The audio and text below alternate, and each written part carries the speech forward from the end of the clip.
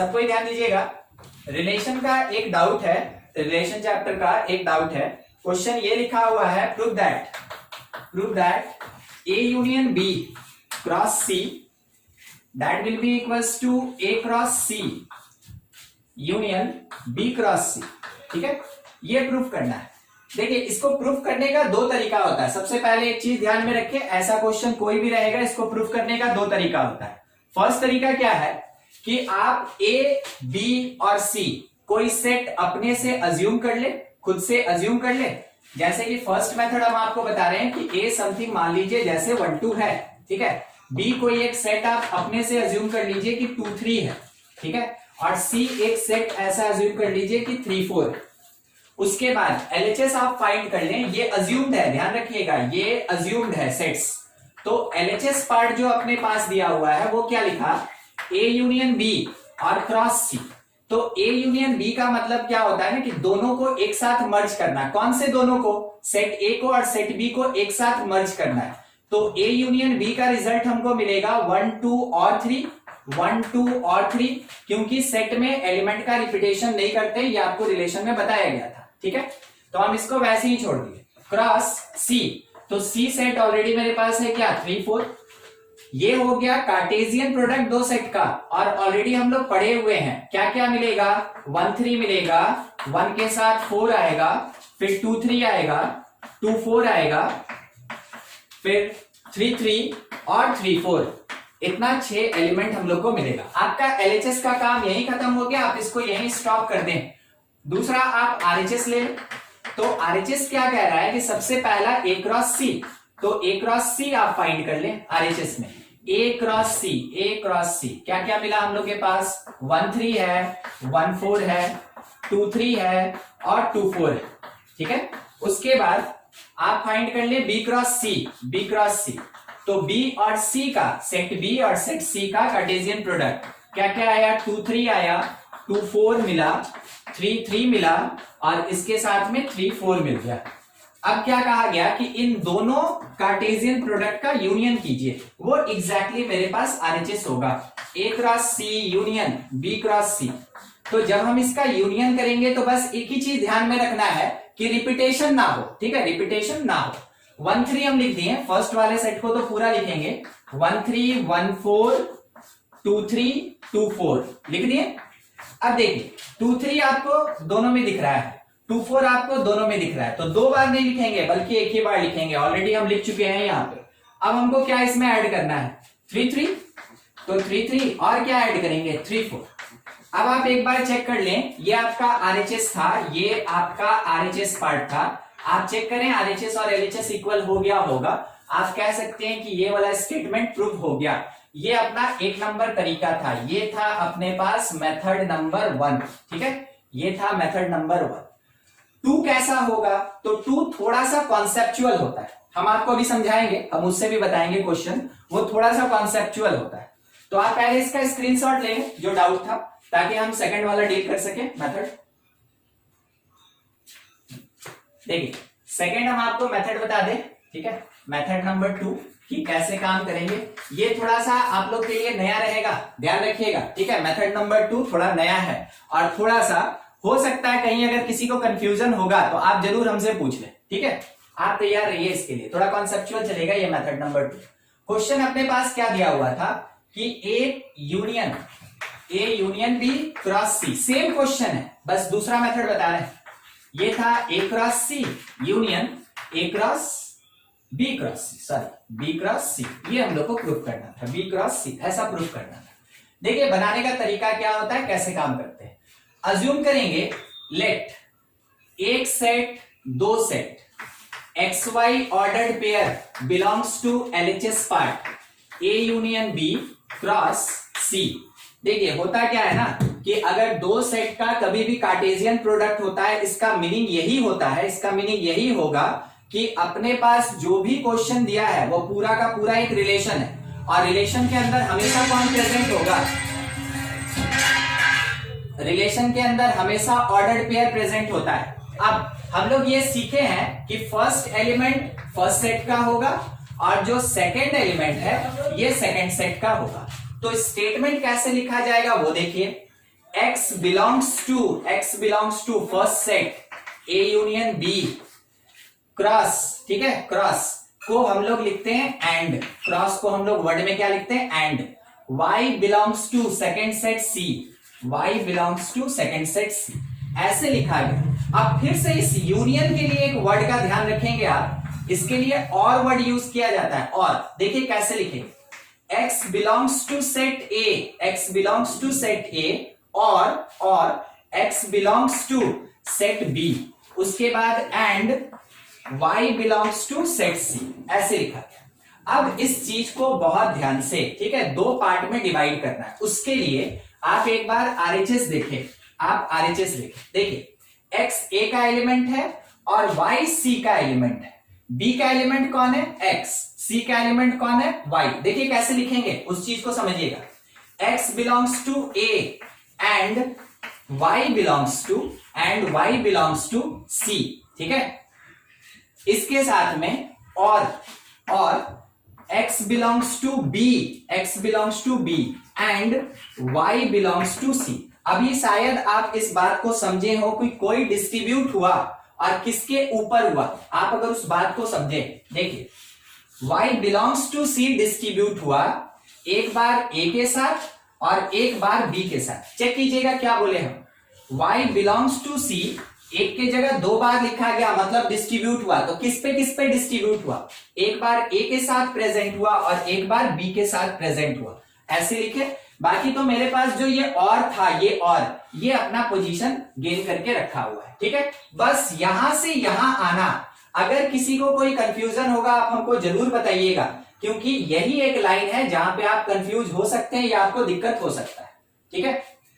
आगे प्रोसीड करें, बिल्कुल आप देख लें, ठीक है, अगर नहीं समझ में आए तो हमसे पूछ लीजिए, ठीक है। आगे हम प्रोसीड करें, हम इसको लिखेंगे कैसे, x belongs to A, अभी बताए थे एंड किसके प्लेस पे, क्रॉस के प्लेस पे एंड, तो एंड के प्लेस पे क्या लिखेंगे, क्रॉस, एंड के प्लेस पे cross, y belongs to C, ठीक है।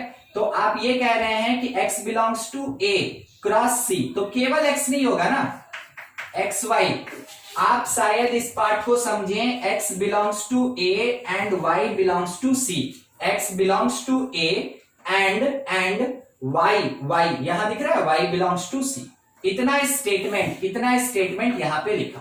फिर उसके बाद और लगाएं, x belongs to, बोलिए क्या लिखे यहां पे, sorry xy belongs to xy belongs to क्या लिखे, B और Y, ना B क्रॉस C ना, B क्रॉस C सर, हाँ B क्रॉस C, यहां लिखेंगे B क्रॉस C, ये क्रॉस किसके प्लेस पे आया, एंड के प्लेस पे, ऐसा हो गया।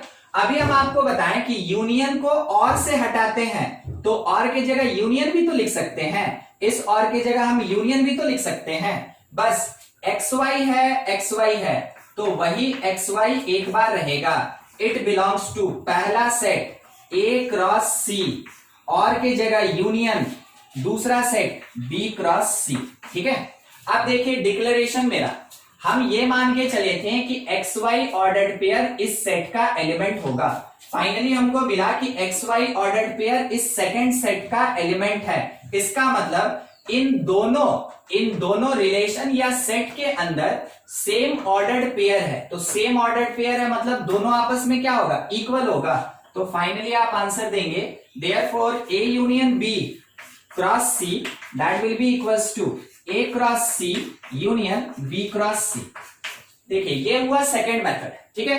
किसी जगह पे क्या होता है कि अगर आप सेट अज्यूम करके बना दीजिएगा तो मार्क्स नहीं दिया जाता है, ठीक है। अगर वैसे प्लेस में आपको कोई रेस्ट्रिक्शन दिया गया कि without assuming any set, without taking any set in roster form, ऐसा स्टेटमेंट लिखा है, तो आप फर्स्ट मेथड नहीं यूज कर सकते, उस टाइम में आपको ये सेकंड मेथड ही यूज करना पड़ेगा, इसलिए आपको दोनों आना चाहिए। किसी को कुछ पूछना है बिल्कुल लाइन बाय लाइन देख लें, आप स्क्रीनशॉट ले लीजिए और फिर देख लीजिए, कुछ डाउट है तो आप हमसे जरूर पूछें। एक क्वेश्चन और था, बिल्कुल इसी तरीके से हम बता रहे हैं, देखिएगा आपको नोटेशन का मीनिंग पता चलना चाहिए। A intersection B cross C that will be equals to A cross C और इंटरसेक्शन B क्रॉस C। आपको हम रिलेशन में बताए थे और सेट में भी जो जो सेट पढ़े थे। इंटरसेक्शन का मतलब होता है कॉमन पाथ। ये आपको पढ़ाया गया है, पहले ही बताया है। इंटरसेक्शन का मतलब कॉमन पाथ, और इसके लिए वर्ड यूज करते हैं एंड। ठीक है, तो क्रॉस के लिए भी वर्ड यूज करेंगे एंड, इंटरसेक्शन के लिए भी वर्ड यूज करेंगे एंड, बिल्कुल इसी तरीके से। ठीक है, मेथड लेट, सबसे पहले late XY ordered pair belongs to left hand side set A intersection B cross C। ठीक है, तो X बिलोंग कर जाएगा फर्स्ट वाले सेट से A इंटरसेक्शन B, क्रॉस की जगह पे एंड Y बिलोंग कर जाएगा सेकेंड सेट C से। अब ये जो इंटरसेक्शन है ये अपना एंड बनाएगा, तो X belongs to A intersection के जगह and X belongs to B and Y belongs to C। बस हर एक नोटेशन को हटा के उसके जगह पे जो वर्ड आना है लिख दिए। अब मेरे पास रिपीटेशन होगा, कौन किसके ऊपर डिस्ट्रीब्यूट होगा? Y belongs to C distributed over A and B, दोनों पे डिस्ट्रीब्यूट होगा। कैसे लिखेंगे? X belongs to A and Y belongs to C, फिर से ये वाला एक and X belongs to B and Y belongs to C। देखिए सब तो एंड है, तो हमको कैसे पता चलेगा हम कहां इंटरसेक्शन लगाए और कहां क्रॉस लगाए? ये सवाल उठता है। ठीक है, तो आपको क्या करना चाहिए, अगर हर जगह पे एक ही वर्ड का रिपीटेशन मगर नोटेशन अलग अलग, आप अपने राइट हैंड साइड को जरूर देखें। आपको प्रूफ करना है तो LHS RHS तो दिया रहेगा, आप अपने राइट हैंड साइड को देखिए क्या करना है। A और C के बीच एंड का क्रॉस करना है, B और C के बीच एंड का क्रॉस करना है, और इन दोनों के बीच एंड का इंटरसेक्शन करना है। इसका हमको क्रॉस करना है, B और C के बीच एंड का क्रॉस करना है, और जो एक बच गया इसके जगह हमको इंटरसेक्शन लगाना है। जो आपको दिख रहा है राइट हैंड, उसके अकॉर्डिंग में हम लोग नोटेशन लिखेंगे। तो finally X belongs to A, इसका क्या करना था? क्रॉस। एक मिनट, हम ऐसे लिखेंगे ना, XY ऑर्डर्ड पेयर होगा ना, XY बिलोंग्स टू A, इस ऑन एंड का क्या होगा? क्रॉस, और उसके साथ में कौन आएगा? C। फिर एंड XY बिलोंग्स टू, देखिए B और C के बीच एंड जो है वो किस में चेंज होगा? क्रॉस। बाहर जो एंड बचा वो इंटरसेक्शन में चेंज होगा। फाइनली XY बिलोंग्स टू, यहां पे स्टेटमेंट्स चेंज हो रहा है। ठीक है, यहां पे स्टेटमेंट्स चेंज हो रहा है। देखिए XY belongs to A cross C, और इस एंड का क्या करेंगे? इस एंड का इंटरसेक्शन लगाएंगे B क्रॉस C। देखिए अब चेक करने वाला चीज क्या है कि XY इस वाले सेट का ऑर्डर्ड पेयर है, और XY स्टार्टिंग में इस सेट का ऑर्डर्ड पेयर था। दो सेट का सेम ऑर्डर्ड पेयर, तो दोनों सेट आपस में क्या होगा? इक्वल होगा। तो फाइनली आपका एक declaration, therefore A intersection B cross C that will be equals to A cross C intersection B cross C। ठीक है, बिल्कुल इसके जैसा है। आप अगर चेक करें ना, बिल्कुल इसके जैसा ही है, केवल यूनियन के जगह पे यहां क्वेश्चन में आपको इंटरसेक्शन दिया गया है और कोई चेंज नहीं है। तो यूनियन के लिए वर्ड यूज होता है और इंटरसेक्शन के लिए वर्ड यूज होता है, इंटरसेक्शन के लिए एंड। देख लें आप, इसको नोट कर लें, कुछ डाउट है तो पूछा जाए। कोई डाउट नहीं? ठीक है, हर एक लाइन समझ में आ गया। बिल्कुल घर पे इसको ना लाइन बाय लाइन देखिएगा। थोड़ा नया था आपके लिए कि ऐसा रहा, जब सेट नहीं दिया रहेगा तो हम लोग कैसे प्रूफ करेंगे, आपको बता दिया गया। ठीक है, क्रॉस के लिए यही लिखते हैं ना? क्रॉस के लिए एंड लिखते हैं, लिख रहे हैं हम यहाँ लिख रहे हैं। ठीक है, क्रॉस रहेगा ना, इसके लिए वर्ड यूज करेंगे एंड। ठीक है, यूनियन रहेगा, इसके लिए वर्ड यूज करेंगे और, इंटरसेक्शन रहेगा, इसके लिए वर्ड यूज करेंगे एंड। अब क्योंकि एंड और एंड सेम जगह अगर आ गया तो आपको क्या करना है कि राइट हैंड साइड एक बार देखना है कि किसके बीच एंड का क्रॉस मीनिंग होगा और किसके बीच एंड का इंटरसेक्शन मीनिंग होगा। ये आप इसको देखिएगा तो आपको पता चल जाएगा, अदरवाइज कोई दूसरा मेथड नहीं है पता करने का कि हम क्या करें उसमें। ठीक है, ये होता है।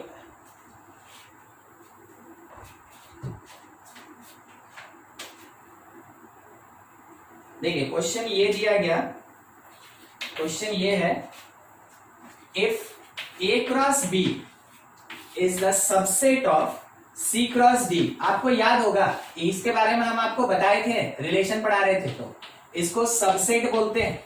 जो रेंज और कोडोमेन बता रहे थे ना उस टाइम में इसका बात उठा था, तो हम आपको बताए थे इसको सबसेट कहते हैं, सबसेट। उसके साथ में और क्या दिया, and A cross B that is equals to 5।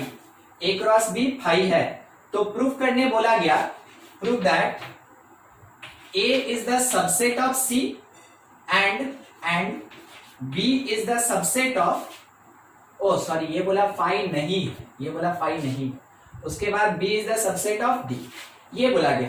ठीक है, ये हम लोग को प्रूफ करके देना है। देख लें आप एक बार, ये गिवन कंडीशन, ये गिवन कंडीशन, और ये हमको प्रूफ करके बताना है। ठीक है, सिंपल सा चीज आपके पास, सिंपल सा चीज, मीनिंग आपको बस पता होना चाहिए। A सबसेट C, इसका मीनिंग क्या है, A सबसेट C, इसका मतलब ये हो गया means all elements of set A, all element of set A belongs to set C। आप इसका मीनिंग समझ गए। A सबसेट C बोला गया तो A छोटा होगा जिसका सारा एलिमेंट बड़े वाले सेट C के तरफ होगा। कैसे पहचानेंगे सर छोटा की बड़ा, दिखाते हैं। जिधर साइड में ये ओपन होगा ना, जिधर साइड में ओपन होगा उधर साइड का सेट बड़ा होता है, जिधर ये क्लोज होगा उधर साइड का सेट छोटा होता है। तो अगर आप ये C टाइप का सबसेट का नोटेशन देते हैं तो जिधर क्लोज होगा वो सेट छोटा होगा, जिधर ओपन होगा उधर साइड का सेट बड़ा होगा। छोटे वाले सेट का सारा सेट बड़े सेट में प्रेजेंट होता है, ये छोटा है और ये बड़ा है। ठीक है, बस वही चीज लिखा गया। तो सोच के देखिए, अगर हम ये बोलें कि x बिलोंग्स टू A, तो क्या हम ये नहीं बोल सकते हैं कि x बिलोंग्स टू C? हाँ कि ना, सही की गलत? ये स्टेटमेंट चेक कीजिए, सही की गलत? सही होगा। अभी बोला गया कि सेट A का सारा element, all elements of set A belongs to set C, तो अगर x A के अंदर प्रेजेंट है तो ऑब्वियस सी बात है A का सारा एलिमेंट C में होगा तो x C में भी होगा। ठीक है, लिख दिए। उसके बाद मान लीजिए if y belongs to B, तो क्या हम ये कह सकते हैं then y belongs to D? बोलिए अब ये कहां से लिख दिया आप सर? क्योंकि मेरे क्वेश्चन में दिया है, मेरे क्वेश्चन में ये दिया हुआ है कि B जो है वो सबसेट है D का, ऐसा हम मान लिए, B is the subset of D। Proof करने बोला ना, हम इसको मान लिए। इसका मीनिंग जब तक आपको नहीं पता चलेगा तब तक आप प्रूफ कैसे कीजिएगा? तो इसका मीनिंग अभी हम आपको समझा रहे हैं, यहां भी हम क्वेश्चन नहीं बना रहे, हम आपको क्या प्रूफ कर रहा है वो मीनिंग समझा रहे हैं केवल। ठीक है, अगर देख लीजिए किसी को कोई दिक्कत है इन दोनों लाइन में, आप हमसे जरूर पूछ लें। अब क्वेश्चन बनाना स्टार्ट करें हम यहां से स्टार्ट करें। बोला if A cross B is the subset of C cross D, हम क्या बोलेंगे, सिंस ये दिया है ना A cross B is the subset of C cross D, therefore ये मान लें कि XY ordered pair belongs to A cross B। क्योंकि A क्रॉस B एक टाइप का रिलेशन होता है, कार्टेशियन प्रोडक्ट है, इसलिए ऑर्डर्ड पेयर कंटेन करेगा। तो शायद आपको ये पता चल गया, therefore X belongs to first set A and Y belongs to second set B। ये आपको पता चल गया। क्वेश्चन का सॉल्यूशन यहां से स्टार्ट है, ध्यान रखिएगा, सॉल्यूशन यहां से स्टार्ट। ठीक है, अगली बात if XY belongs to A cross B, तो हम क्या बोल रहे हैं, बहुत ध्यान से बताइएगा, सही बोल रहे हैं कि गलत बोल रहे हैं। Then XY belongs to C cross D, बोलिए सही बोले कि गलत बोले? ये स्टेटमेंट ट्रू की फॉल्स? ट्रू। वही चीज हम आपको यहां समझा रहे थे अभी। ठीक है, क्योंकि हमको उसका यूज करना था, इसलिए हमको पहले से आपको समझा के रखना था कि क्या होने वाला है। तो अगर XY A क्रॉस B में है और A cross B C cross D का सबसेट है, तो वही XY C क्रॉस D में होगा। तो हम ये कह सकते हैं then X belongs to C, उसके साथ and Y belongs to second set D। ठीक है, अब मेरे काम का क्या चीज है थोड़ा आपको बता दें। ये देखिए, ये दो लाइन मेरे काम का है। क्या क्या मिला हमको, x belongs to A, x belongs to C। ठीक है, तो आप मेंशन करेंगे since x belongs to A as well as x belongs to C, therefore x belongs to, sorry, therefore A is the subset of C. x A के अंदर x C के अंदर, और हमको ये पता कि A वाला पार्ट सबसेट है तो A छोटा होगा और C बड़ा होगा, इसलिए A is the subset of C. Exactly वैसे ही since y belongs to, देखिएगा कहां हम लोग लिखे थे इस जगह पे, y belongs to B, y belongs to D, ठीक है, y belongs to B as well as y belongs to D. तो इसके बेसिस पे हम क्या बोलेंगे, therefore B is the subset of D. हमको ये प्रूफ करना था, प्रूफ हो गया, ये प्रूफ करना था, प्रूफ हो गया. देख लीजिए, कुछ डाउट है तो पूछा जाए उसे, ठीक है, कि सर वो स्टेटमेंट नहीं आया. जब भी आपको सेट नहीं देगा, सेट नहीं देने का मतलब क्या, 1 2 3 करके जो एलिमेंट लेके नहीं बनाते थे हम लोग, वैसा अगर नहीं दिया तो बनाने का तरीका आपका ये एक्स वाला पैटर्न ही होगा, ठीक है. बहुत सारे जगह पे एक्स वाई में अगर आप क्वेश्चन नहीं बनाए आपको 1 मार्क्स नहीं मिलेगा, इसलिए आपको ये आना ही चाहिए. और हम आपको पहले ही बोले कि क्वेश्चन में हो सकता है ये मेंशन रहेगा विदाउट अज्यूमिंग एनी सेट, बिना कोई सेट माने आप इसको प्रूफ करके दिखाइए, तो फिर आपके पास कोई रास्ता नहीं बचा. अगर ये आता है तो आपका बनेगा, मार्क्स मिलेगा, ये नहीं आता है आपको छोड़ के आना पड़ेगा, ठीक है. कुछ डाउट है तो पूछ ले, नहीं तो आप इसका स्क्रीनशॉट ले लीजिए. खत्म हो गया डाउट सूरज का. और किसी का कोई डाउट है तो पूछ लीजिए हमसे. आगे बढ़ा जाए. फंक्शन स्टार्ट किए थे, देखिए फंक्शन में ही कंटिन्यूड है, फंक्शन चैप्टर अपना चल रहा था उसी में कंटिन्यूड है. हम आपको फंक्शन का इंट्रोडक्शन दे दिए थे, उसके साथ पीसवाइज फंक्शन बता दिए थे, उसका वैल्यूएशन निकालना, इतना चीज हुआ, ठीक है.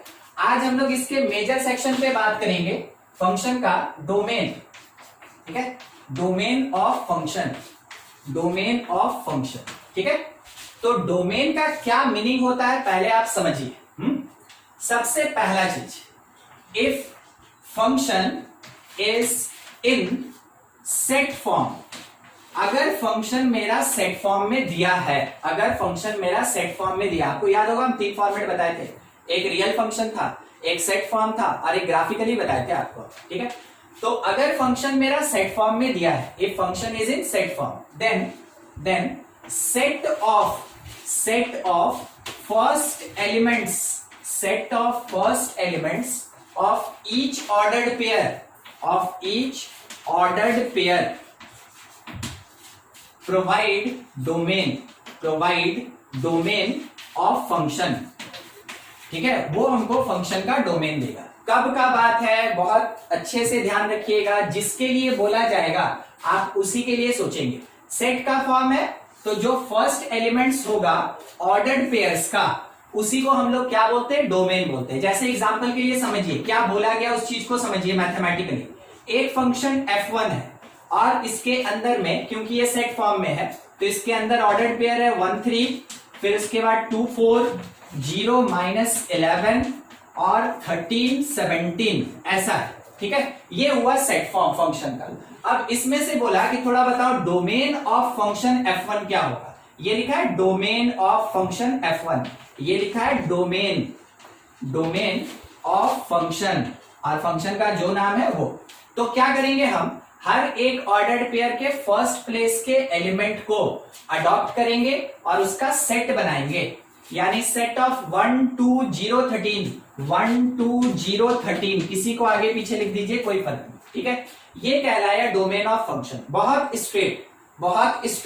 अगर सेट के फॉर्म में फंक्शन दिया है तो डोमेन ऑफ फंक्शन हर एक ऑर्डर्ड पेयर के फर्स्ट प्लेस के एलिमेंट को निकाल के जो सेट बनेगा उसी को डोमेन ऑफ फंक्शन कहते हैं, ठीक है. मान लीजिए जैसे दूसरा एक फंक्शन g दिया है, क्या दिया है हम आपको दिखा रहे हैं, ठीक है. वो लिखा है 2 4, फिर उसके बाद 5 7, उसके बाद 3 1, उसके बाद 5 0, ऐसा बोला गया find domain of function g, domain of function g क्या होगा, कोई आंसर देगा. Sir 253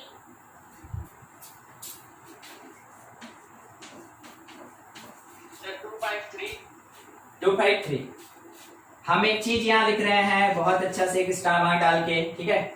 G is not function, G is not function. अगर ये फंक्शन ही नहीं है तो फिर उसके बाद इसका डोमेन करेगा, ठीक है। देखिए आपको खैर हम पिछले क्लास में बताए थे, ठीक है, मगर हम आपको कंफ्यूज करना चाहें और आप हो भी गए। आपको पिछले क्लास में एक चीज बताया गया था कि कोई भी एक रिलेशन अगर सेट फॉर्म में दिया है और फर्स्ट प्लेस का एलिमेंट रिपीट करता है, अगर फर्स्ट प्लेस का एलिमेंट रिपीट करता है then it is not function. अगर वो फंक्शन नहीं होगा तो हम यहाँ इसीलिए लिखें कि फंक्शन g का डोमेन बताइए क्या होगा। ये g कोई फंक्शन है ही नहीं, ठीक है। g मेरा कोई फंक्शन नहीं है, क्यों नहीं है वो भी लिख दे रहे हैं। सिंस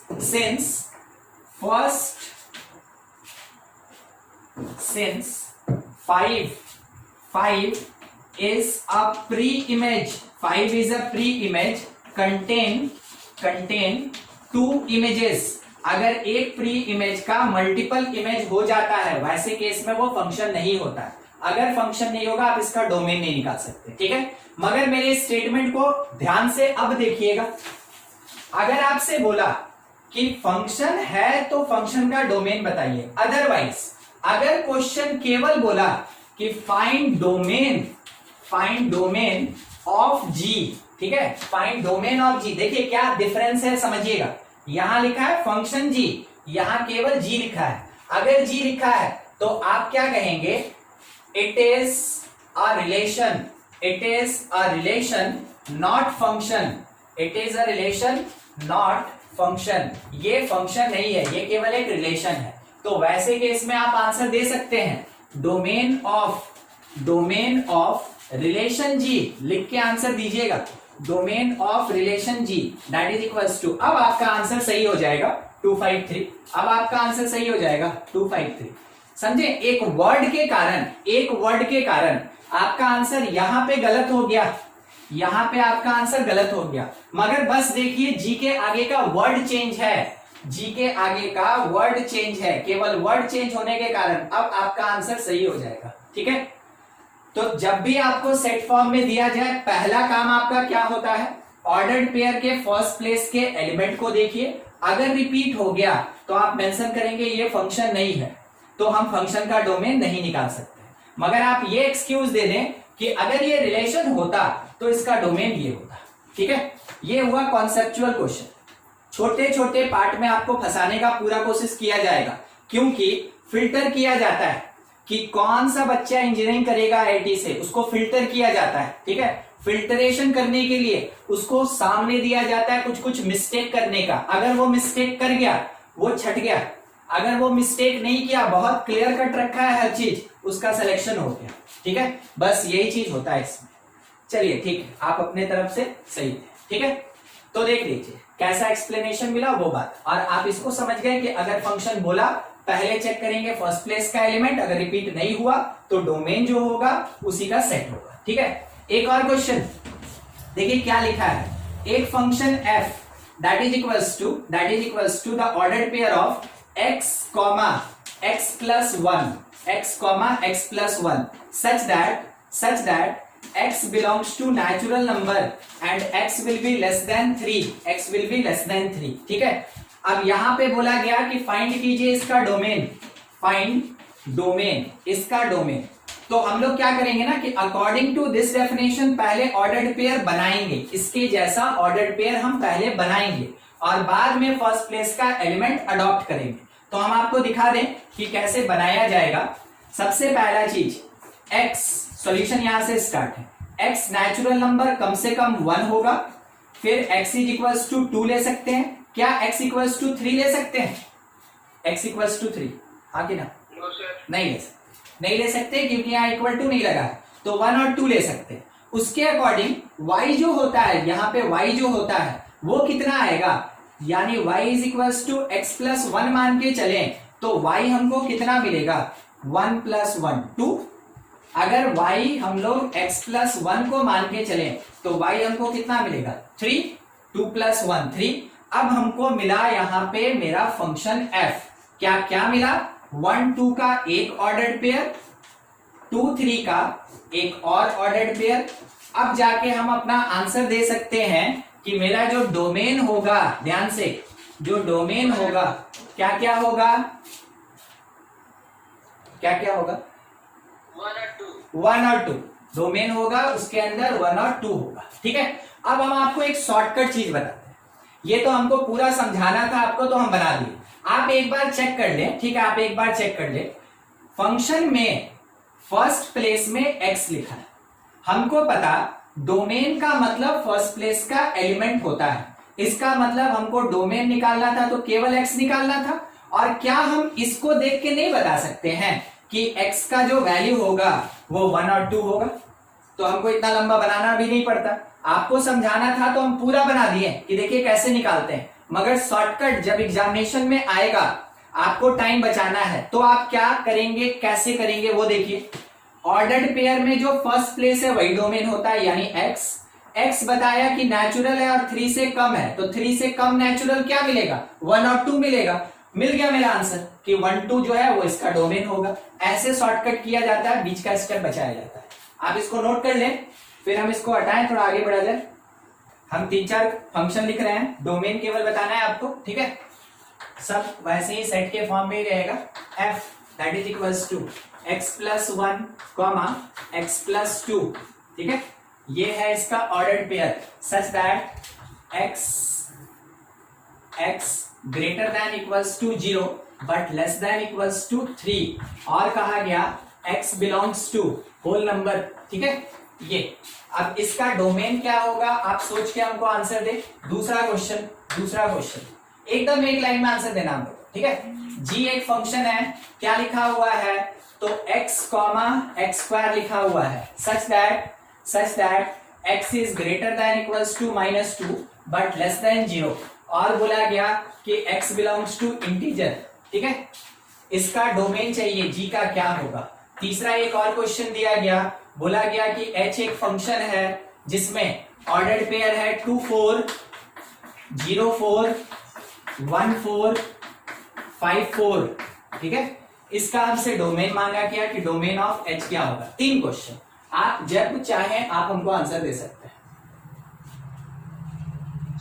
सर पहला तो पहला क्या थे, 0 1 2 3 0 1 2 3 सही कि गलत?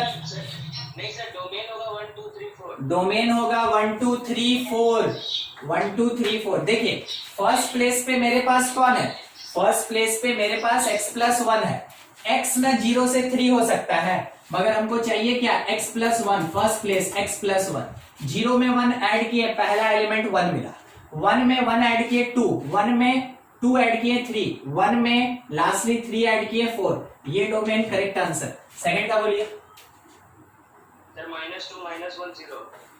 x, जो x होगा वही आंसर होगा, जो x होगा वही आंसर होगा डोमेन के लिए। -2 के इक्वल ले सकते हैं तो इंटीजर लेना है, तो -2 -1 क्या 0 लेंगे, इक्वल टू है, नहीं सर, 0 नहीं लेंगे, तो -2 -1 ये domain.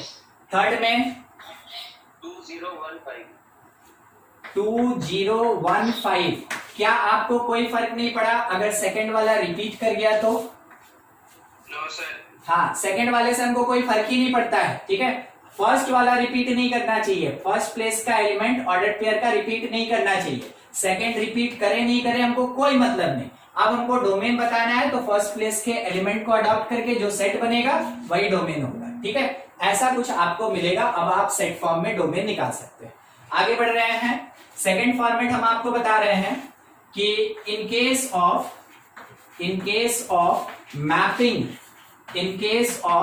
Mapping form of function, ठीक है। जब मैपिंग फॉर्म में फंक्शन दिया रहे देन वैसे केस में जो डोमेन होगा, domain is complete first set, जो पहला सेट होता है वही मेरा डोमेन होता है, ठीक है। जब मैपिंग के फॉर्म में दिया रहे तो फंक्शन का जो फर्स्ट सेट होगा उसी को डोमेन कहते हैं। देखते हैं कैसा। मान लीजिए कोई एक फंक्शन f कुछ इस तरीके से लिखा, सेट a से b की तरफ मैपिंग, a के अंदर लिखा है 2 5 3, b के अंदर लिखा हुआ है 1 3 5, ठीक है। ये इससे रिलेटेड, ये इससे रिलेटेड, ये इससे रिलेटेड, कोई मतलब नहीं। फंक्शन होना चाहिए है। अब मेरा ये जो फर्स्ट सेट है इसको ना बोलेंगे हम फर्स्ट सेट, जो लेफ्ट में पहले दिखेगा वो फर्स्ट सेट। तो हमको डायरेक्ट आंसर देना है कि इसका डोमेन क्या होगा, तो जो डोमेन होगा that is equals to the first set. First set मतलब 2 5 3 का सेट, 2 5 और 3 का एक सेट होगा, ठीक है, ऐसा कुछ। ये मेरा डोमेन मिल गया। कौन से केस में? मैपिंग के फॉर्म में। जब कभी भी मैपिंग होता है तो मैपिंग के केस में जो डोमेन होता है वो फर्स्ट सेट होता है। फर्स्ट सेट जो होगा वो मेरा डोमेन होगा। दूसरा एक और क्वेश्चन सोच के बताइएगा, ठीक है, यहीं पे डील कर ले रहे। जी मान लीजिए है, ठीक है, ये बी से सी की तरफ जा रहा है। बी के अंदर का एलिमेंट है मेरे पास 2 5 9 और सी के अंदर का एलिमेंट है 1 2। ये इससे रिलेटेड, ये इससे रिलेटेड, ये इससे रिलेटेड और ये 9 चला गया 1 के पास। बोलिए इसका डोमेन बोलिए।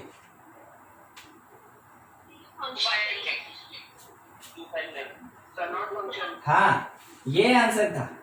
2 एक ऐसा प्री इमेज है जिसका मल्टीपल इमेज है, नॉट फंक्शन। अगर ये फंक्शन नहीं होगा तो इस फंक्शन का हम डोमेन नहीं निकाल सकते। तो किसका निकाल सकते हैं? रिलेशन का निकाल सकते हैं। मगर हम यहां डिस्कशन कर रहे हैं मैपिंग, और मैपिंग कौन से सेंस में? फंक्शन के सेंस में। इस कारण से रिलेशन का कोई डिस्कशन ही नहीं होगा। अगर ये फंक्शन नहीं है तो नो डोमेन।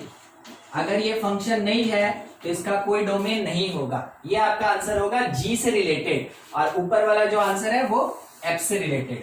क्लियर हुआ ये दो बात? ठीक है, मैपिंग में ज्यादा कुछ करना नहीं होता है, बस देखना है और आंसर देना है। ठीक है, ये था अपने पास second form. Third case, domain from graph, domain from graph of function.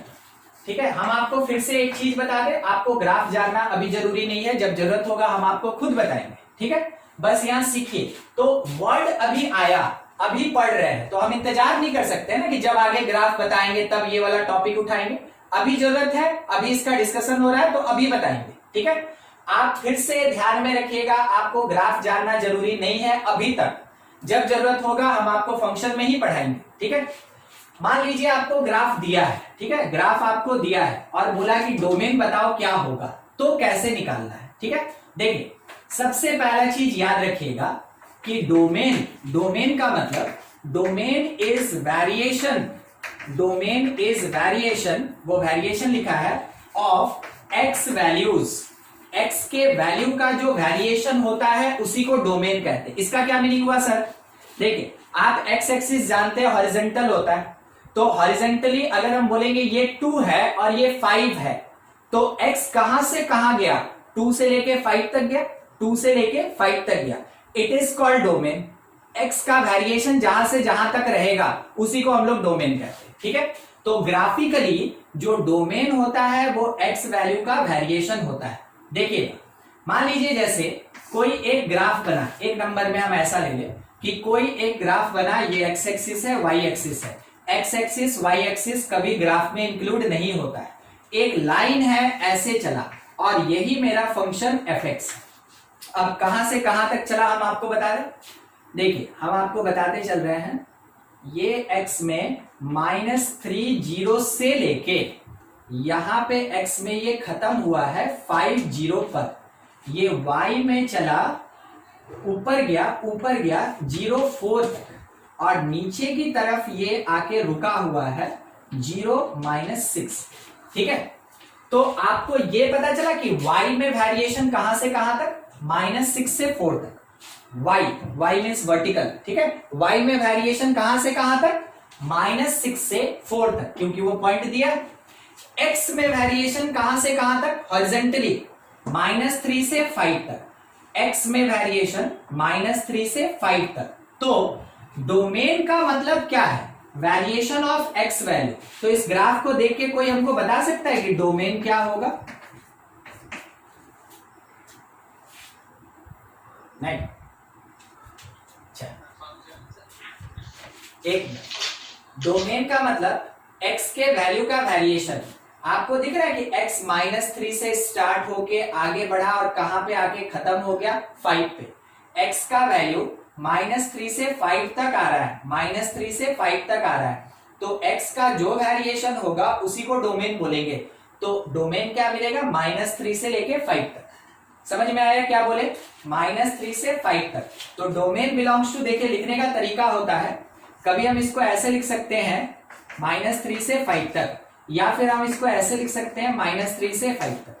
तो देखिए लिखने का तरीका स्क्वायर ब्रैकेट है, राउंड ब्रैकेट है, तो क्या अलग अलग मीनिंग है, बिल्कुल है, वो चीज हम आपको अभी पढ़ाएंगे, ठीक है। उसको कहते हैं हम लोग इंटरवल, अभी उसका मीनिंग देखेंगे, ठीक है, कि किसका क्या मीनिंग होता है। अभी जैसा दिया गया है उसके अकॉर्डिंग मेरे पास फर्स्ट वाला ही आंसर होगा, ठीक है। फर्स्ट वाला, इसको बोलते हैं, ध्यान से देखिएगा, इसको बोलते हैं closed interval, closed interval from -3 to 5, ठीक है। तो डोमेन क्या होगा, इस पर्टिकुलर ग्राफ का डोमेन होगा क्लोज्ड इंटरवल -3 से लेके 5 तक, ये इसका डोमेन होगा। चलिए इसी के बेसिस पे एक और पूछ रहे हैं, थोड़ा आंसर दीजिएगा, ठीक है। मान लीजिए जैसे कि एक फंक्शन का ग्राफ यहां से स्टार्ट हुआ, ऊपर गया, नीचे गया, फिर यहां ऊपर आके यहां रुक गया, ठीक है। अब कहां से चला और कहां रुक गया थोड़ा आपको बता दे। ये वाला पॉइंट मेरे क्वेश्चन में दिया हुआ था कि ये -5,0 है, -5,0 ये वाला पॉइंट, ठीक है। और ये वाला पॉइंट मेरे x एक्सिस पे दिया हुआ है कि ये 7,0 है, 7,0। डोमेन बोलिए क्या होगा, -5 से 7, x का variation that is called domain. तो हम बोलेंगे कि डोमेन बिलोंग्स टू -5 से लेके 7 तक, ठीक है। और वो भी क्लोज्ड होगा, जब भी ऐसे पॉइंट दिया जाता है इसको क्लोज्ड कहते हैं, ठीक है। अगर ये ओपन होता ना, तो ओपन में ध्यान दीजिएगा ऐसे सर्कल बना दिया जाता है, ओपन के लिए सर्कल बनाया जाता है। सब पढ़ाएंगे, ऐसा नहीं कि ऐसा कुछ नहीं पढ़ेंगे, हम लोग पढ़ेंगे, मगर अभी के लिए बता दें, क्योंकि यहाँ पे हम पॉइंट दिए थे यानी सॉलिड दिए थे, इसका मतलब होता है क्लोज ब्रैकेट यानी स्क्वायर ब्रैकेट, ठीक है। आप एकदम सही आंसर दिए। तो हॉरिजेंटल एक्सिस पे एक्स कहां से कहां वैरी कर रहा है उसी को कहते हैं हम लोग डोमेन, ठीक है। तो अभी तक 3 चीज पढ़ ली है। सेट के फॉर्म में ऑर्डर्ड पेयर के फर्स्ट प्लेस का जो एलिमेंट होगा वो डोमेन कहलाएगा। मैपिंग के फॉर्म में जो फर्स्ट सेट होगा उसको डोमेन कहेंगे। अगर ग्राफ दिया गया है तो x का वेरिएशन कहां से कहां तक है उसको हम लोग डोमेन कहते हैं। ये सब था इंट्रोडक्शन वाला पार्ट। मेन होता है रियल फंक्शन का डोमेन। फिर भी क्वेश्चन कोई ठीक नहीं है, कहीं से भी आ सकता है, तो आपको सब जानना जरूरी है। आप इसको एक बार नोट कर लें, फिर हम रियल फंक्शन पे बढ़े। मेन रियल फंक्शन का ही काम है। देखिए हम यहाँ पे डील कर रहे हैं, मेन अपना फोर्थ टाइप है, ठीक है, इसको कहते हैं रियल फंक्शन। हम आपको पिछले क्लास में रियल फंक्शन के बारे में बताए थे, ठीक है। रियल फंक्शन का मतलब क्या होता है, if domain and range belongs to real number. याद कीजिए पिछले ही क्लास में पढ़े थे, बिलोंग्स टू रियल नंबर, ठीक है। तो वैसे केस में फंक्शन को हम लोग रियल फंक्शन कहते हैं। अब इसका डोमेन क्या होगा, तो डोमेन ऑफ रियल फंक्शन किसको कहते हैं? Domain of real function is that x value for which function F x exist. अगर फंक्शन एफ एक्स एग्जिस्ट कर गया तो कब एग्जिस्ट नहीं करेगा, कंडीशन आएगा, ठीक है। अगर फंक्शन एफ एक्स एग्जिस्ट कर गया, फाइनाइटली एग्जिस्ट कर गया, तो वैसे केस में जो भी x का वैल्यू होगा उसी को डोमेन कहते हैं, ठीक है। ये मेरे पास एक डेफिनेशन है डोमेन। तो डोमेन ऑफ रियल फंक्शन का मतलब क्या होता है, वो x वैल्यू जिसके लिए फंक्शन एग्जिस्ट कर जाए उसी को हम डोमेन ऑफ फंक्शन कहते हैं रियल के केस में। अब देखिए पार्ट बाई पार्ट, ठीक है, छोटा छोटा, 1 मिनट, पार्ट बाई पार्ट देखिएगा, छोटा छोटा। क्या है, सबसे पहला फॉर रेशनल फंक्शन 4 कंडीशन होता है, चारों पे हम लोग बात करेंगे। फॉर रेशनल फंक्शन, तो रेशनल फंक्शन कौन से टाइप का, रेशनल फंक्शन p/q के टाइप का। रेशनल फंक्शन जानते हैं, रेशनल नंबर जानते हैं, रेशनल नंबर, हाँ, रैशनल नंबर ऐसा होता है जो p बाई क्यू के फॉर्म में हो, और कंडीशन क्या होता है कि q should not equal to 0। Condition क्या होता है, q should not equal to 0। बस वही चीज है। देखिए किसी का माइक ऑन होगा, मेरा साउंड इको कर रहा है, ठीक। फॉर रैशनल फंक्शन जो p बाई क्यू के फॉर्म में होगा, फंक्शन एग्जिस्ट, इसके लिए फंक्शन एग्जिस्ट कब, इफ डिनोमिनेटर, इसको डिनोमिनेटर कहते हैं शॉर्टकट, ठीक है, डिनोमिनेटर नॉट इक्वल टू 0। अगर डिनोमिनेटर 0 के बराबर नहीं होगा तब जाके फंक्शन एग्जिस्ट करेगा। इसका मतलब है जब भी रैशनल फंक्शन में, जब भी रैशनल फंक्शन जो p बाई क्यू के फॉर्म में होता है, रैशनल फंक्शन में अगर हमको फंक्शन को एग्जिस्ट कराना है तो डिनोमिनेटर को 0 नहीं होना चाहिए। याद रखिएगा, रैशनल फंक्शन में अगर फंक्शन को एग्जिस्ट कराना है तो डिनोमिनेटर 0 नहीं होना चाहिए। क्या मीनिंग, कैसा क्वेश्चन आएगा देखते हैं। जैसे हमसे बोला गया कि find domain of fx is equals to x plus 1 by x minus 1। हम क्या देखें कि इसमें तो न्यूमरेटर और डिनोमिनेटर दोनों है, न्यूमरेटर और डिनोमिनेटर दोनों है। कैसे पता चलेगा न्यूमरेटर और डिनोमिनेटर दोनों है, फंक्शन में ध्यान रखिएगा x वेरिएबल होना चाहिए। अगर डिनोमिनेटर में x है, डिनोमिनेटर में वेरिएबल है, देन कॉल्ड रैशनल। अगर डिनोमिनेटर में वेरिएबल नहीं है तो उसको रैशनल फंक्शन नहीं कहते हैं, ठीक है। अभी मेरे पास है, ये हमको दिखा p बाई क्यू टाइप का, हम मेंशन करेंगे, यहां से मेरा solution start. For existence of function denominator should not equal to 0। इसका मतलब x minus 1 should not equal to 0, मतलब हुआ x 1 के बराबर नहीं होना चाहिए, x 1 के बराबर नहीं होना चाहिए, ठीक है। मान गए, समझ गए, नहीं होना चाहिए 1 के बराबर। तो क्या होगा, x belongs to all real number, x कोई भी रियल नंबर हो सकता है बस 1 को छोड़ के, ठीक है। तो देखिए क्या लिखा गया, x belongs to all real number except 1 को छोड़ के x कोई भी रियल नंबर हो सकता है। ये जो x का वैल्यू निकला इसी को कहते हैं डोमेन ऑफ फंक्शन।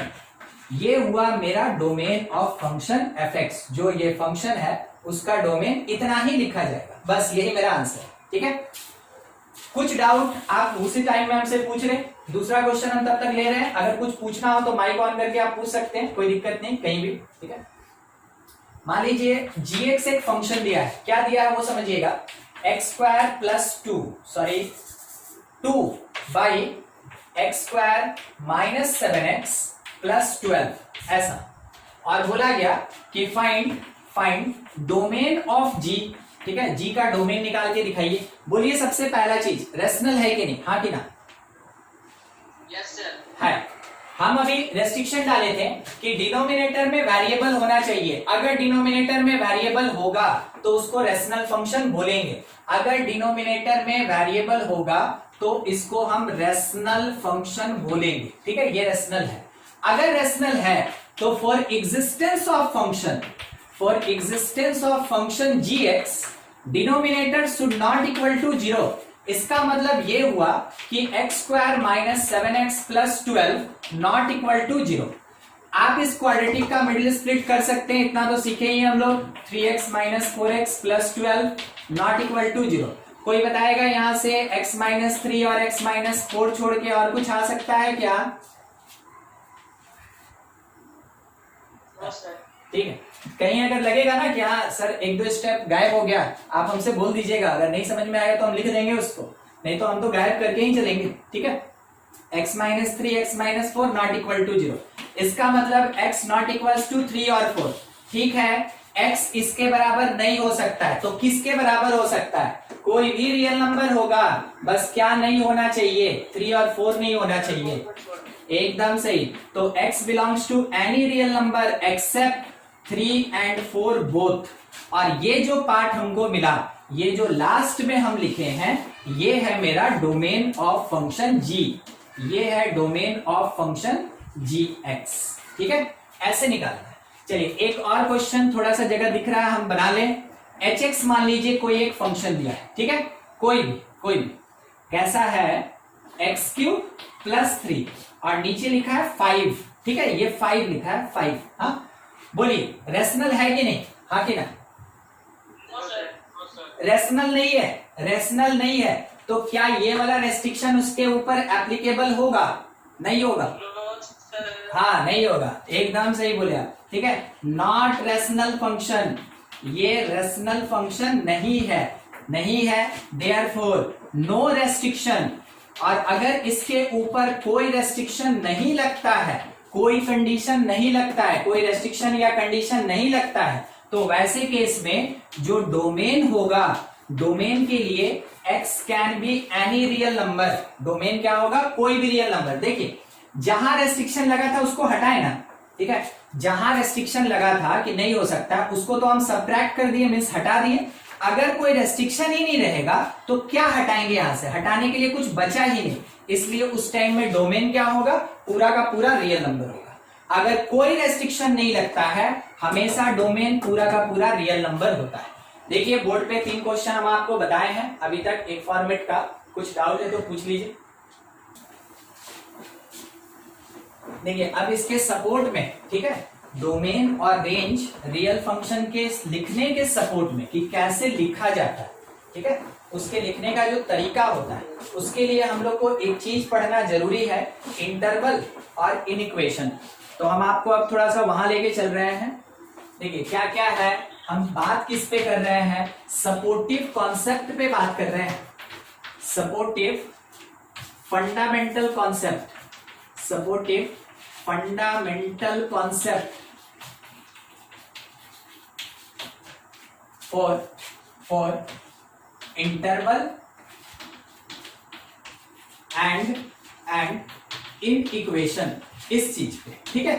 डोमेन के लिए जो फंडामेंटल सपोर्टिव कॉन्सेप्ट होता है इंटरवल और इन इक्वेशन का, हम थोड़ा सा उस पे बात कर रहे हैं, ठीक है, उस पे बात कर रहे हैं। पहला हम डिस्कशन कर रहे हैं इंटरवल्स पे, इंटरवल्स, ठीक है। तो इंटरवल्स 4 टाइप का होता है, जिसके अंदर रियल नंबर्स को लिखा जाता है, 4 टाइप का होता है। देखते चलिएगा कौन कौन। सबसे पहला जो होता है उसको हम लोग बोलते हैं closed interval, it is called closed interval. अब ये जो क्लोज्ड इंटरवल होता है इसको रिप्रेजेंट किया जाता है, रिप्रेजेंट करते हैं इसको ऐसे स्क्वायर ब्रैकेट से, ठीक है। स्क्वायर ब्रैकेट लगा मतलब क्लोज्ड इंटरवल। अगर ये लिखा है कि x greater than equals to एक नंबर a और less than equals to b, तो देखिए क्या है, x a के बराबर है और उससे बड़ा है, x b के बराबर है और उससे छोटा है। तो जब भी ये इक्वल टू रहेगा तो वैसे केस में लिखा जाता है x belongs to close a से b तक, ठीक है। ये स्क्वायर मतलब क्लोज्ड, ये स्क्वायर मतलब क्लोज्ड, a के साथ क्लोज्ड मतलब x a के बराबर होगा, b के साथ क्लोज्ड इसका मतलब x b के बराबर होगा। देखिए इस लाइन का मीनिंग यहां पे लिखा हुआ, देखिए ऐसे लिखना है, केवल लिखने का तरीका आपको आना चाहिए, ठीक है, ज्यादा और कुछ नहीं, बाकी सब तो क्वेश्चन में यूज होगा तो हम लोग को पता चलेगा। जब भी इक्वल टू रहेगा क्लोज इंटरवल लगाएंगे, ठीक है। दूसरा होता है open interval, open interval, open interval को हम लोग रिप्रेजेंट करते हैं राउंड ब्रैकेट से, ठीक है, राउंड ब्रैकेट्स। इसमें अगर मान लीजिए जैसे x बोला कि a से बड़ा है, नहीं जिक्र हुआ कि बराबर है कि नहीं, ठीक है, यहाँ पे इक्वालिटी है ही नहीं, बोला x a से बड़ा है और b से छोटा है, यहां भी इक्वल टू नहीं दिया। अगर इक्वल टू नहीं रहेगा ओपन इंटरवल यूज होगा, मतलब इसको लिखेंगे कैसे, इसको लिखेंगे x belongs to open a से लेके b तक, ओपन a x a के बराबर नहीं होगा, ओपन b x b के बराबर नहीं होगा, कुछ ऐसे रिप्रेजेंट करते हैं। जहां इक्वल टू नहीं लगा वहां पे round bracket means open interval, जहां इक्वल टू लगा है वहां पे स्क्वायर ब्रैकेट मतलब क्लोज्ड इंटरवल यूज होगा। अच्छा अब सोच के बताइएगा, semi open, semi open, semi closed, semi closed, ठीक है। तो इसको डिनोट करते हैं कैसे, स्टार्टिंग में नाम था ओपन का राउंड, सेकंड में नाम है क्लोज्ड का, वो कैसा होगा स्क्वायर, इसको ऐसे दिखाते हैं, ठीक है। स्टार्टिंग में नाम था ओपन का तो राउंड और सेकंड नेम है क्लोज्ड का तो स्क्वायर ब्रैकेट। अच्छा अब सोचिए हम थोड़ा उल्टा चीज लिख रहे हैं क्योंकि हम वो लिख दिए ना, इसलिए a से b तक। थोड़ा बताइएगा x greater then a less than b तो हम लिख दिए, अब कहां इक्वल टू होगा कहां नहीं होगा बताइए। बी में इक्वल टू होगा, मगर क्या ए में भी इक्वल टू होगा? No sir. नहीं होगा, एकदम ठीक। इसी को कहते हैं हम लोग semi open and semi closed, ठीक है। D number semi closed end semi open. बताइए नोटेशन में पहले स्क्वायर कि पहले राउंड? पहले स्क्वायर और सेकंड पोजीशन पे राउंड होगा। अगर हम ऐसा बोल दें कि x belongs to close A से ओपन बी, लिखेंगे x is greater than A less than B, कहां इक्वल टू? ए के साथ क्लोज लगा तो x is greater than equals to A होगा। ये होता है 4 इंटरवल, और एक 5वां इंटरवल आप पहले भी जानते हैं मगर फिर भी हमको बताना है, सेट, ठीक है। सेट देखिए कैसे लिखा जाएगा, x belongs to curly brace में 1 2 5 अगर बोला गया तो बस 3 ही एलिमेंट, 1 2 3 ही एलिमेंट। तो अगर कुछ भी काउंटेबल नंबर ऑफ एलिमेंट होगा उसको सेट में दिखाएंगे। कोई हमको ये बता सकता है कि अगर x बिलोंग्स टू लिखा है क्लोज 1 से लेके 2 तक, तो बीच में कितना नंबर आएगा, कितना रियल नंबर आएगा काउंट करके? सर कोई भी नहीं। हाँ तो कोई भी मतलब कितना, 2 4 5 10 कितना? इन्फिनिटी। ये सही, इन्फिनिटी। एक यूनिट का लेंथ है 1 से लेके 2 तक। अब इसके बीच में हम कितना पॉइंट डालेंगे ये कोई नहीं बता सकता है कि हम कितना रियल नंबर लेंगे और कितना पॉइंट डालेंगे। इसलिए जब भी ऐसे इंटरवल में 1 2 3 4 ऐसे इंटरवल में अगर लिखा रहेगा आंसर, तो आप उसमें नहीं पता कर सकते हैं कि कितना पॉइंट है, उस जगह पे इनफाइनाइट नंबर ऑफ पॉइंट्स होगा। मगर जब कर्ली ब्रेस में लिखा रहेगा हर कोई काउंट कर सकता है कि सर इसमें 3 ही एलिमेंट होगा, इसमें 3। तो सेट बाकी इंटरवल्स से कैसे अलग है, सेट के अंदर वाले एलिमेंट को काउंट किया जा सकता है, वो काउंटेबल होता है। मगर बाकी जितना भी आपको 4 इंटरवल बताएं उसके एलिमेंट को काउंट नहीं कर सकते हैं, उसके अंदर infinite number of real numbers होगा, ठीक है। बस यही चीज हमको डिफरेंस समझाना था दोनों के बीच में।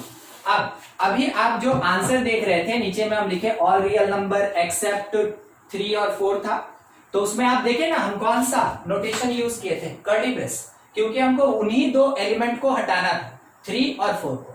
एकदम वही चीज देखिए, एक क्वेश्चन बोला गया find domain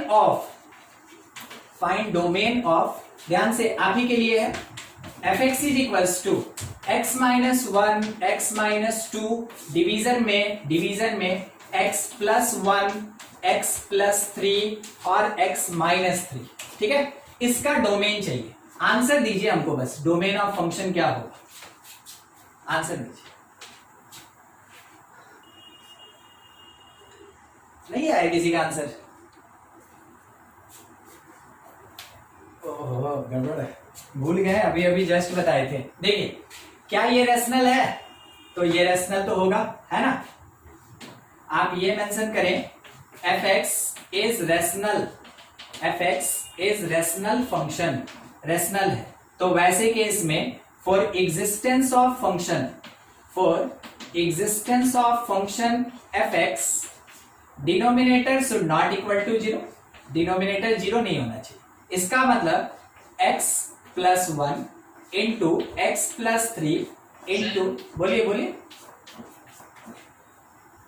sir x belong to real number जिससे -1 3 और -1 -3 और 3 फंक्शन नहीं होगा सर। हाँ उसको इंक्लूड नहीं करेंगे, है ना, एकदम ठीक है। तो इतना टाइम नहीं लगना चाहिए था ना, इसलिए हम आपको फैक्टराइज करके दे दिए थे, ठीक, हमको बनाने लगा पड़ा। चलिए देखिए कोई बात नहीं। तो x बिलोंग्स टू सही आंसर है आपका। ऑल रियल नंबर बस किसको छोड़ के, इन 3 वैल्यू को, तो काउंटेबल नंबर ऑफ एलिमेंट छोड़ना है, मतलब कि सेट में छोड़ना है। तो -1 -3 और 3 को छोड़ के ये हो गया मेरे पास डोमेन, ये हुआ मेरा डोमेन ऑफ फंक्शन, ठीक है। देखिए इसीलिए अभी आपको ये बताया गया था। अब थोड़ा हम इस पे और डिस्कशन करेंगे, आप इसको नोट कर लें तो हम आगे बढ़े। फिर अभी और थोड़ा सा डिस्कशन है, फिर से नहीं सुने? नोट हो गया सर। हाँ ठीक है, हटा दे तब। देखिए अब एक चीज नोटेशन हम दिखाएंगे, क्वेश्चन से ही हम आपको दिखा रहे हैं। फंक्शन एफ एक्स लिखा है, ठीक है, यहाँ पे लिखा हुआ है एक्स क्यूब और डिवीजन में मेरे पास है क्या, x square minus x minus 2 into x square plus x minus 2, ठीक है ऐसा। और बोला गया फाइंड डोमेन, फाइंड डोमेन। पहले हमको बस इतना ही क्वेश्चन है कि डोमेन निकालना है। डोमेन निकाल के हम आपको एडिशनली दिखाएंगे कि नंबर लाइन पे कैसे रिप्रेजेंट करते हैं, ठीक है। देखिए देखिए पी बाई क्यू रेशनल, ये रेशनल है, तो रेशनल होने के कारण for existence of function, for existence of function आपको ये ध्यान में रखना होगा कि denominator should not equal to 0। जब भी p बाई क्यू का केस रहे denominator should not equal to 0, यानी कि x square minus x minus 2 into x square plus x minus 2 should not equal to 0। अगर आप इसको फैक्टराइज करें, कोई बताएगा मिडिल स्प्लिट हमको? नहीं, x square minus 2x plus x minus 2। एकदम ठीक। आप जैसा बोले उसके अकॉर्डिंग x माइनस 2 और x प्लस 1 लिख लें। आप जैसा बोले उसके अकॉर्डिंग x माइनस 2 और x प्लस 1 लिख लें। आपको ये बताया गया था, देखिए आप क्या बोले ना, x square minus 2x plus x minus 2, एकदम आप सही मिडिल स्प्लिट किए, एकदम सही किए। अब इसके बेसिस पे देखिए शॉर्ट में कैसे लिख लेते हैं हम लोग, x माइनस 2 हो जाता है और x प्लस 1 हो जाता है। ये इसका फैक्टराइजेशन है, इसका फैक्टराइजेशन ये। आगे बढ़ रहे हैं, सेकंड वाले का कोई बताएगा हमको फैक्टराइजेशन क्या आएगा इसका? नहीं सुने फिर से? Plus 2x minus x plus 2 और x माइनस 1, शायद आप बोले प्लस 2 और माइनस ना, आप बोले x square plus 2x minus x minus 2, ऐसा बोले ना इस x के लिए, ठीक है। तो लिखे x प्लस 2 और लिखे x माइनस 1, ठीक, फैक्टराइज हो गया। अब ये चारों पार्ट 0 नहीं होना चाहिए, शुड नॉट इक्वल टू 0, ये 0 नहीं होना चाहिए। इसका मतलब x क्या क्या नहीं होना चाहिए, 2 नहीं होना चाहिए, माइनस 1 नहीं होना चाहिए, माइनस 2 नहीं होना चाहिए और प्लस 1 नहीं होना चाहिए। ये 4 चीज नहीं होना चाहिए। मेरा डोमेन लिखना होगा, मेरा डोमेन लिखना होगा, शुड नॉट इक्वल टू है, डोमेन लिखना होगा तो हम बोलेंगे x belongs to any real number, बस कितने को छोड़ के, इन चारों को छोड़ के, तो 2 है, माइनस 1 है, माइनस 2 है और 1 है, ठीक है। अब इसी का एक्सटेंडेड फॉर्म नंबर लाइन पे कैसे रिप्रेजेंट करेंगे, थोड़ा एडिशनल बात बता रहे हैं। मेरा आंसर खत्म हो गया, ध्यान रखिएगा, थोड़ा एडिशनल बात बता रहे हैं। एक नंबर लाइन लेंगे, नंबर लाइन को कुछ भी कह लीजिए, रहेगा real number line. Number line को कोई भी नाम दे दें, रहेगा हमेशा रियल नंबर लाइन। और ध्यान रखिएगा जो एक्स एक्सिस होता है कोऑर्डिनेट का, वही नंबर लाइन होता है, वही रियल नंबर लाइन होता है। तो real number line minus infinity से स्टार्ट होके प्लस इंफिनिटी तक जाता है। इंफिनिटी का मतलब वेरी लार्ज नंबर, शायद आप जानते होंगे या अभी तक आपको बताया गया होगा अनडिफाइंड, ठीक है। तो अनडिफाइंड नहीं, अब आगे से यूज करेंगे वेरी लार्ज नंबर। अगर कोई बहुत बड़ा नंबर है उसको हम लोग इंफिनिटी से दिखाते हैं और उसी पे नेगेटिव लग गया तो वो माइनस इंफिनिटी हो गया। इंफिनिटी और माइनस इंफिनिटी का एक छोटा सा बात आप यहाँ पे समझ लें, कोई भी कांस्टेंट डिवाइडेड बाय इंफिनिटी हमेशा 0 होता है। कोई भी constant number divided by infinity हमेशा 0 होगा। अगर यहाँ पे 1225 बटा इंफिनिटी भी लिखा है ना, वो 0 होगा, ठीक है। कोई भी कांस्टेंट डिवाइडेड बाय इंफिनिटी 0 होता है। क्यों? क्योंकि इंफिनिटी का मतलब होता है वेरी लार्ज नंबर, ठीक है। अच्छा, वेरी लार्ज का मतलब हमको नहीं पता, मेरे लिए वेरी लार्ज का मतलब क्या है ना, 10 का पावर 23। आप बोलेगा नहीं सर, मेरे लिए तो वेरी लार्ज का मतलब 230 इसका पावर, हम बोलेंगे वो भी इंफिनिटी है। कोई तीसरा बोलेगा सर देखिए ना, मेरा तो इंफिनिटी इतने में सिमट गया, तो क्या गलत है? नहीं, गलत नहीं है, ये बहुत बड़ा नंबर है, ठीक है। ये जब भी वेरी लार्ज का अपीयरेंस होगा then it approaches to infinity, ठीक है। इंफिनिटी का मतलब बहुत बड़ा नंबर। अब बहुत बड़ा कोई नहीं डिफाइन कर सकता है क्योंकि ये कैरेक्टरिस्टिक है, वो कोई नहीं डिफाइन कर सकता, बहुत बड़ा, ठीक है। इस कारण से आप इसको सबको इंफिनिटी कह सकते हैं। तो क्या इंफिनिटी कभी कोई कांस्टेंट नंबर हो सकता है? नहीं, इंफिनिटी का मतलब वेरी लार्ज। तो क्या कंडीशन और क्या इसका प्रॉपर्टी होगा, कोई भी कांस्टेंट अगर इंफिनिटी से डिवाइड होगा, बहुत काम का चीज, वो हमेशा जीरो होता है। ठीक है, ये अपने पास एक काम का चीज है, बस वही हम बोले, एरो डाल के छोड़ दिए। क्या आपको पता है ये कहां तक जाएगा? नहीं, तो हम क्या बोलेंगे, बहुत दूर तक जाएगा। मेरे कहने का यही मीनिंग होगा, बहुत दूर तक जाएगा। तो बहुत दूर तक गया मतलब इंफिनिटी तक गया। वो नेगेटिव साइड में जा रहा है तो कितनी दूर जाएगा? बहुत दूर जाएगा। नेगेटिव साइड में बहुत दूर जाएगा, it means it reaches up to minus infinity. ठीक है, तो नंबर लाइन हमेशा रियल नंबर लाइन होता है, माइनस इंफिनिटी से इंफिनिटी की तरफ होता है। जब भी हम लोग राइट साइड जाते हैं नंबर इंक्रीज करता है, लेफ्ट साइड आते हैं नंबर डिक्रीज करता है। आप देखिए मेरे पास नंबर्स है -2 -1 सॉरी 2 -1 -2 1, 1 2 3 4। बोलिए सबसे लेफ्ट में कौन होगा?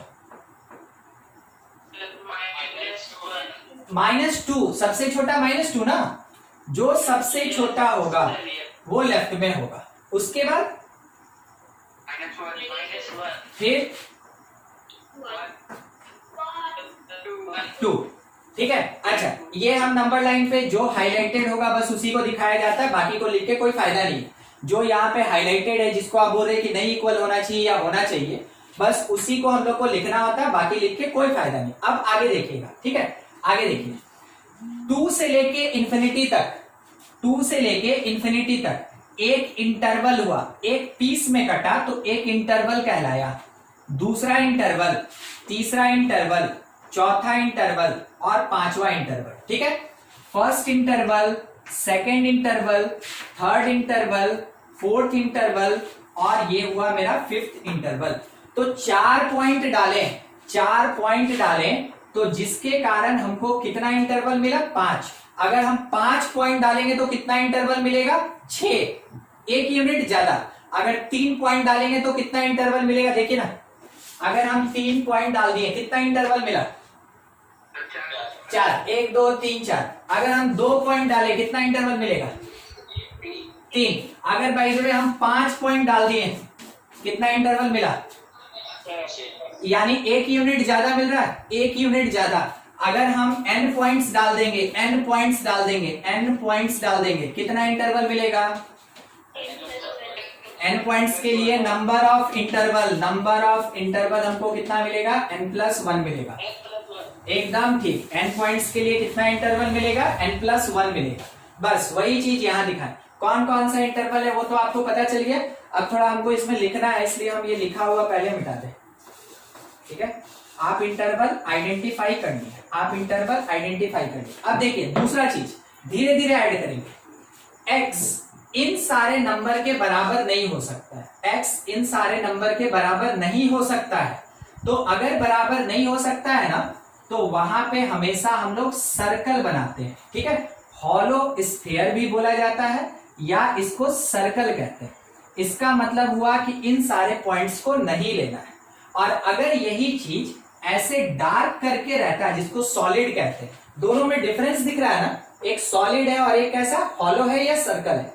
तो हॉलो वाले का मतलब होता है नॉट इंक्लूडेड, नॉट इंक्लूडेड, और ऐसे सॉलिड का मतलब होता है इंक्लूडेड। और एक चीज, सॉलिड रहेगा क्लोज लगेगा, हॉलो रहेगा ओपन लगेगा। समझे, सॉलिड पॉइंट रहेगा क्लोज लगेगा, हॉलो रहेगा ओपन लगेगा। ठीक है, इस कॉन्सेप्ट के साथ अब मेरा आंसर देखिएगा। एक आंसर हम आपको यहां बता चुके थे, बस इसी को फिर से लिख रहे हैं अरेंज करके, फिर बताते हैं क्यों ऐसे लिख रहे हैं। x बिलोंग्स टू, स्टार्टिंग हमेशा लेफ्ट से, माइनस इंफिनिटी से -2, माइनस इंफिनिटी से -2, -2 इंक्लूड नहीं है इसलिए ओपन, इंफिनिटी और प्लस माइनस इंफिनिटी के साथ हमेशा होता। दूसरा -2 से -1, दूसरा -2 से -1, तीसरा -1 से 1 तक, चौथा 1 से लेके 2 तक, और पांचवा 2 से लेके इंफिनिटी तक, 2 से इंफिनिटी तक। अब क्योंकि हर एक पार्ट इंटरवल है तो इसको यूनियन से ऐड करेंगे, यूनियन से। ठीक है, अच्छा आप एक चीज देखें, हम कहीं क्लोज्ड इंटरवल नहीं यूज किए। क्लोज इसलिए नहीं यूज किए क्योंकि कोई भी इंक्लूडेड नहीं है, कोई भी इंक्लूडेड नहीं है। अगर इंक्लूडेड नहीं है तो ओपन लगेगा, इसलिए हर जगह देखिए ओपन इंटरवल लिखा गया है। ठीक है, ये भी मेरा उसी क्वेश्चन का डोमेन है, थोड़ा सा एडिशनल कॉन्सेप्ट है, आगे काम आएगा, इसलिए हम आपको अभी बता दिए। अब आपको एक चीज बता दें, इस डोमेन और इस डोमेन में कोई डिफरेंस नहीं, दोनों सेम ही आंसर लिखा हुआ है। तो सर ये तो हल्का था, फिर इतना भारी क्यों बता दिया? ठीक है, हम आपको समझा रहे हैं। आप जब एग्जामिनेशन देने बैठिएगा तो जो क्वेश्चन आएगा उसका ऑप्शन कौन से फॉर्मेट में रहेगा ये कोई प्रेडिक्ट नहीं कर सकता। अगर कोई बोलता है कि नहीं देखो ऐसे ही आता है, ठीक है, मे भी हो सकता है कि उस क्वेश्चन में आता हो, मगर ध्यान रखिएगा कोई प्रेडिक्ट नहीं कर सकता है। तो आपको क्या करना है, हर एक टर्म्स कंडीशन के लिए अपने आप को तैयार करके रखना है। तो लिखने का तरीका ये भी होगा, हमको आता है। अगर मेरे ऑप्शन में ये दिया ही नहीं तो हमको कैसे पता चलेगा कि मेरा कौन सही है कौन गलत है? इसलिए आपको आना चाहिए दोनों। ठीक है, अगर इस तरीके से ऑप्शन में मिल गया तो करेक्ट मार्क के आ गए, सही हो गया। नहीं तो इस तरीके का मिला तो आएगा तब न लिखिएगा, नहीं आएगा तो आप चेक ही नहीं कर पाएंगे। पूरा क्वेश्चन बना के आप बैठे रहेंगे कि मेरा ऑप्शन मैच ही नहीं कर रहा है किसी भी ऑप्शन से। तो वैसे केस के लिए आपको तैयार रहना है कि अगर कोई दूसरा तरीका होता है या एक ही तरीका होता है तो हमको सब चीज आना चाहिए। अगर मेरे ऑप्शन में ये है हम टिक मारे, नहीं तो मेरे ऑप्शन में अगर ये मिला हमको हम ये टिक मारेंगे, हमको तो दोनों आता है। इसलिए आपको ये सीखना जरूरी है। कुछ डाउट है तो पूछे, हम लगभग अब आगे के हर एक क्वेश्चन में दोनों टाइप से आपको बताएंगे जहां तक पॉसिबिलिटी हो, मगर ज्यादा हम इस पे गौर करेंगे। ठीक है, ऐसे आंसर पे। चलिए हम आपको एक क्वेश्चन दे रहे हैं, ठीक है, आप बनाएंगे और इस तरीके से आंसर लिखेंगे। ठीक है, जो सेकंड फॉर्मेट बताए ना उस तरीके से कोशिश कीजिएगा, नहीं होगा कोई बात नहीं, हम आपको फिर सिखाएंगे। ठीक है, मगर कोशिश कीजिएगा। देखिए फंक्शन अपने पास है gx that is equals to, लिखा है x divided by x square plus 8x plus 12, ये लिखा हुआ है। ठीक है, बोला गया बस भाई डोमेन ऑफ फंक्शन g चाहिए और क्या, और इस टाइप से इंटरवल में आंसर दीजिए। बनाइए।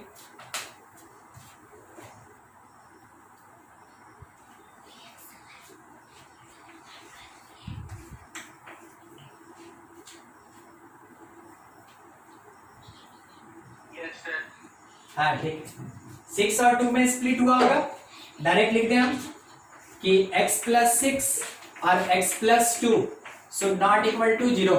इसका मतलब x नॉट इक्वल्स टू -6 और -2। आपको क्या करना था, नंबर लाइन खींचना था, नंबर लाइन पे इन दोनों पॉइंट को पुट करना था। तो छोटा कौन होगा -6, इसको इंक्लूड नहीं करना, उससे बड़ा कौन होगा -2। तो अब आंसर लिखेंगे x बिलोंग्स टू -∞ से -6 यूनियन -6 से -2, -6 से -2 यूनियन -2 से इंफिनिटी तक, -2 से इंफिनिटी। ये हो जाएगा मेरे इस क्वेश्चन का डोमेन, ये हो जाएगा इस क्वेश्चन का डोमेन। देखिए यही आंसर आया था ना? Yes sir. ठीक है, चलिए ये था P/Q फॉर्म यानी रेशनल फॉर्म के लिए डोमेन कैसे निकालते हैं। छोटा सा आज इंट्रोडक्शन हो गया आपका कि इंटरवल कैसा होता है, नंबर लाइन आप समझ गए। नेक्स्ट क्लास में आगे बढ़ेंगे तो डोमेन के बाकी कंडीशन को भी आपको बताएंगे और उसके साथ में इनइक्वालिटी भी आपको समझाएंगे जितना कि यूज होता है। ठीक है, चलिए ठीक है, आज के लिए इतना ही। Thank you.